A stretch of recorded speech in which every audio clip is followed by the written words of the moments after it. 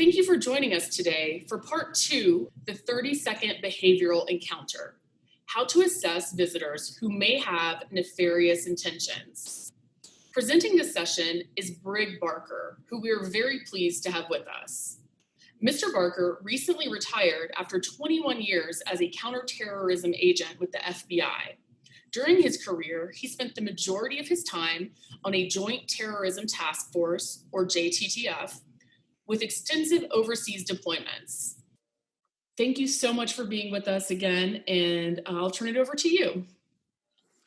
Thank you so much, and thanks to the IFCPP for the opportunity here to talk about something critical for so many institutions, so much infrastructure these days. Of course, we're in this strange world right now with COVID-19, but hopefully eventually everything will open back up, and security folks across the country are going to be back at their posts, and they're going to have to triage folks that are coming to visit different facilities, as we say, protecting nation's treasures. And so I just thank you guys for letting me do this and talk specifically about the 30-second behavioral encounter. Some people say it just can't be done. You cannot triage effectively somebody in 30 seconds. And I would beg to differ. There's so much that can happen in that 30 seconds, that 1 minute, that helps us protect our facilities, whether it's museums, libraries, zoos, aquariums, whatever it may be. There's a lot that can be done. And so I'm going to kind of walk through our model, our techniques at kind of a superficial level to help everybody out there. And I'm sure that folks listening have a lot of deep experience in this, and hopefully there will be a couple nuggets in here to help along the way. But really, this is really kind of a spin-off of what we train and I train as far as, behaviorally assessing somebody in kind of a quick burn scenario. You don't always get 4 hours to sit down with someone and walk through their life's past. You may have 30 seconds. You see them walking up. You have some kind of on the X experience with them, and then they actually get through, go into the facility, and you hope they don't have nefarious intentions. So that's really where this is coming from. So security challenges, there are many, right? Again, a lot can be on the shoulders of security folks, whether they're in the parking lot, they're standing posts in front of the facility, they're walking around inside the zoo, whatever it may be. But there are a lot of security challenges, and we'll talk through some of this. Training. So, and since retirement from the FBI, I've worked for some different companies, and some of our verticals have been executive protection and protective services, and some are armed and some aren't armed. And so I've seen the facets of that. And I also had the experience of working for a structural engineering company wherein we integrated with the structural engineers in developing strategies and approaches to protecting the facilities as a whole with threat and vulnerability assessments. And what I've seen with security personnel is there's definitely a continuum. As far as if you look at the continuum of force, which there are generally 5 levels of force, the first one is really the command presence, right? And if you have someone that doesn't have a great command presence, that's also knows how to work the art of this. We don't want to offend folks showing up to the facility, and it's not a fortress. And so there's kind of this art to it. But if you have someone that doesn't have that kind of authority focused presence, sometimes it's hard to teach. Command presence sometimes is difficult to teach. So that could be one factor there. We also are looking at a limited assessment window. I mean, this is kind of a traffic stop, right? You're talking to someone, you're trying to assess, are there bad intentions here? I don't want to offend them. I want to be professional. I want to be respectful of them. And I got 30 seconds to do it, right? This compresses, and I'll say in the FBI, sometimes we have the luxury of sitting with someone for 3 hours and then meeting with them the next week in another 3 hours, right? You don't have this in this situation. It's a very compressed time frame. I'm not going to be able to take in everything that I need to as far as assessing if they are a threat. Um, Authority and weapons. They don't generally have the authority of a police officer. They don't have the full extent as far as the continuum of force as a police officer.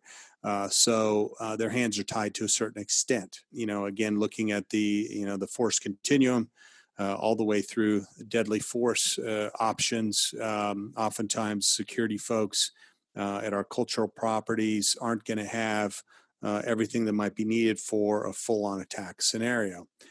And then finally, the risk of offending a visitor. We need someone, again, who's, handles themselves well, but they're also very good with people. At the same time, they have to have a plan to protect the facility if things go wrong. So, we used to say when I used to teach interrogation, you would treat everybody you're talking to like you would treat your grandmother. I think that's always a good model for dealing with people, no matter where you are, no matter if you're out in a bad house, a drug house, or just someone on the streets, or at a police department, whatever it may be. So you need someone that's professional enough to be respectful of people, and you don't want to offend them. You don't want someone being offended by security folks in the front of the facility, leaving because they're mad, yelping, calling someone, whatever it may be. So, we've got, again, the continuum of security folks. Some are at higher levels than others. Some are younger, some are older, some have had more training, some have had less. Some are better at dealing with people, and some are not. So, overall security assessment, right? We're looking at, again, that window from the parking lot all the way into the facility till an individual leaves. So, starting at the parking lot, to the entryway, there's an assessment opportunity there through cameras, maybe through the security guard that's up at the front door. Maybe there's a roving security guard as well who's in communications with everybody else on the team, and may see some things that are suspicious. So you got the parking lot to the entryway assessment. Then you have a pre-contact assessment. Oftentimes, this is the security folks at the front door that see an individual walking up and something's not right. Maybe it's baggy clothing. Maybe it's nervous behavior. Maybe he's with another individual, and together they are already violating some of the policies, the protocols of the facility as a whole. Whatever it may be. But this is kind of this walk-up assessment. I'm getting ready to talk to this individual. He's going to walk through the magnetometer. I'm going to have to chat with him here for a few minutes, but I see him walking up. Then on contact, that's what we're going to talk about here is the behavioral assessment. So I've got 30 seconds or less, or maybe a little bit more, to try to figure out what this guy's up to. And maybe I'm off, right? I can tell you I've been off so many times, made mistakes. That's just, the failure of human behavioral analysis. It's not 100%. And we can't always read people's minds. It's very difficult. But there are definitely some indicators that we'll talk through. And then the visit assessment. He's inside the facility. Again, maybe there's some suspicious behavior. He's trying to cross into prohibited zones, into a door that goes down to the basement of the facility that's got markings on it that this is, forbidden entryway, whatever it may be. So, really there's kind of 4 phases to the overall assessment. So let's talk about these. So the pre-contact assessment, we're scanning for suspicious activity. Is this guy is in line, or he's walking up to meet with the security guard, and there may be some commotion, right? I may see some commotion with this guy. Maybe he's angry. Maybe he's kind of yelling. Whatever it may be. I'm trying to assess his intent. The vehicle, is there something with the vehicle? That's interesting because that car was here yesterday. We saw it on video that drove through the parking lot, drove away, and now that vehicle's here. In fact, there's 3 people in the vehicle. It looks like maybe there's something to this. Um, Maybe the individual or individuals are wandering around. It doesn't look like they have a true purpose, or maybe they're trying to get up some courage, whatever it may be. The nervous behavior that we talked about, just kind of that demeanor. I am sweating, looking over my shoulder. I'm not calm. I don't look like everybody else. Everyone else is kind of excited. There's kids. We can't wait to get inside the zoo. There's new things to see, new exhibits. But this guy's pacing back and forth. Something he's just not fitting in with everybody else, or trying to get into restricted areas. This guy's trying to climb over a fence or a gate or go through a door. And it's just suspicious, and maybe there's nothing to it, but it's something to note for sure. And then that immediate pre-contact assessment, he's walking up. What again is his demeanor? Does he look nervous? Is he kind of moving his head back and forth? Is he staring me down? Does he look like he's on a mission? Again, most people in line don't look like they're on a mission to get past the security folks. They're having fun, relaxed. Take some pictures with their camera. Maybe he's taking a lot of pictures of the facility. Maybe he was out taking kind of suspicious pictures beforehand. What about clothing? Layer upon layers of clothing in warm weather, right? It stands out. It's an indicator in general. Anything that looks suspicious. Maybe he's got some kind of insignia that stands out. What about some kind of backpack or anything like that? A purse, a large purse, something that again doesn't fit in. That just doesn't fit with what everybody else is carrying in. He may be dressed in black with a backpack, maybe some bulges that look suspicious in his clothing. Again, something that stands out. Maybe someone set a backpack out yesterday and left it. Smell of substances. Has he been drinking? What about the plus one, as we talk about? As we in active shooter response training, we talk about always look for the plus one individual. Is there someone this guy's collaborating with in communications with? Does this guy have someone that he's tethered to somewhere else in the facility? Does it look like they have some kind of communications plan? And then pattern suspicious activity. So we want to always be looking for, hey, I've got one guy over here that's doing something suspicious and another guy walking up to the facility that's suspicious. I think I've got 2 things going that seem suspicious. Are they connected? Right. And maybe there's someone inside that's suspicious. So that's why communications are so critical in this situation.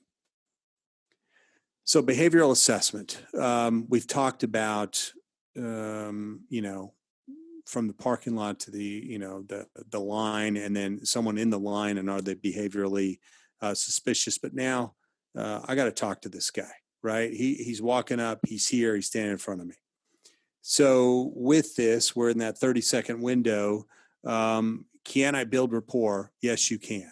One of the techniques is use open-ended questions. So there's a difference between saying, it's a nice day today, isn't it? Well, that's not open-ended. That's a closed-ended question, and that the response from him is yes or no, right?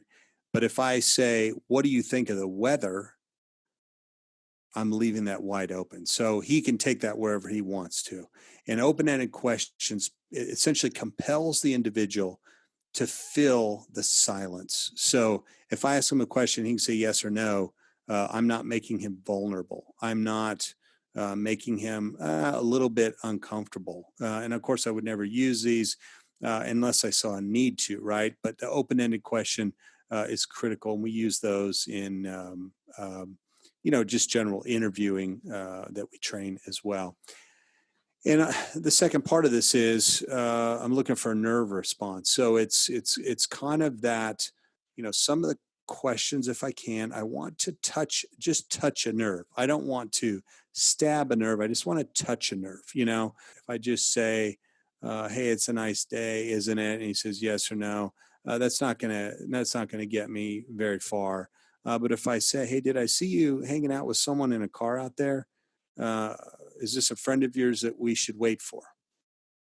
Well, what that does is that kind of puts him in a little bit of a pressure situation, where, if he is nervous, then that may essentially bring a response, because I'd like to get a response out of him now before he gets inside where there's the massive crowds. And I know he's still in the line, but I'd really like to do something now before he gets inside the facility, can harm artifacts and things like that. So I'm looking for opportunities, and I'm going to walk through some where I can elicit a response from him now that he probably wasn't anticipating. Then quantify, my assessment. No, this guy's fine. He just seems nervous, but he's not nervous. Maybe it's he's scared about COVID-19 infection, and that's why he's nervous. He didn't want to come out. He's been locked down for months. And then I want to report that to management on the security, department, and to my peers by radio as far as what the assessment is. So building rapport, to me, it's the critical skill in interviewing, in addition to some others like active listening. But building rapport is the rite of passage. So we're taught so many things in law enforcement and the military as far as how do I interview somebody. What I found successful as a technique was, how are you doing? Yeah, it's been quite, someone who's been arrested for terrorism, I would walk in and say, boy, it's been quite a day for you, hasn't it? So with this, things like, hey, how are you? How are you doing today? It's very simple. It's not going to stress them out. I want to build some quick rapport. How can I help you today? Have you been here before? No, it's my first time. Can I answer any questions for you before you get inside the facility? Hey, it's a nice day, right? These are just kind of, with building rapport, they can be closed-ended questions. These are just to relax their shoulders a little bit, get them comfortable with you, because if they're tense and nervous, I might not be able to de-escalate the situation, discern what his goals were inside the facility. And then behavioral indicator questions. This is where this is the payload. This is where we're doing our real work. So I've built some rapport with the guy. We've laughed a little bit together.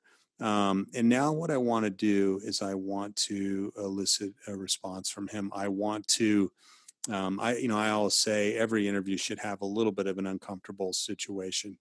Hey, what brings you here today?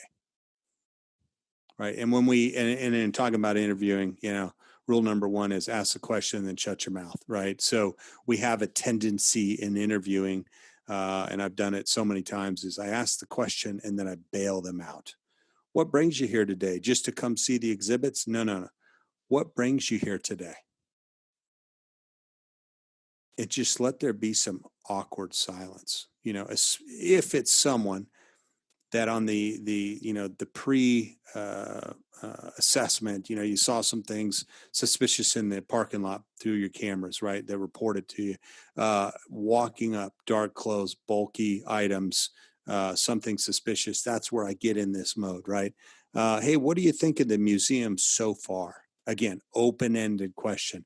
I want him to talk. Hey, you seem a little nervous. Is everything okay? And again, I need to, put some silence at the end there. Do you have anything in your backpack I should be concerned about? And I don't want to jump in and say, hey, this is a standard question. Hey, this is normal protocol. No. Do you have anything in your backpack I should be concerned about? How can we make this a great visit for you? And, some people that I've talked to through the years, and I've interviewed over 600 real terrorists, is sometimes they want to tell you, you need to let me in, because I'm going to cause some damage to this, however they characterize the facility, right? They may come right out and say it. My cousin's inside and I am sick of him and I am going to take care of this right now. So you let me in. That's how you can make this a great visit. Right. You seem you seem to spend a lot of time in your car in the parking lot. Is everything okay?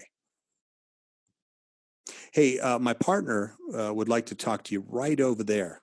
If you could just meet him, please.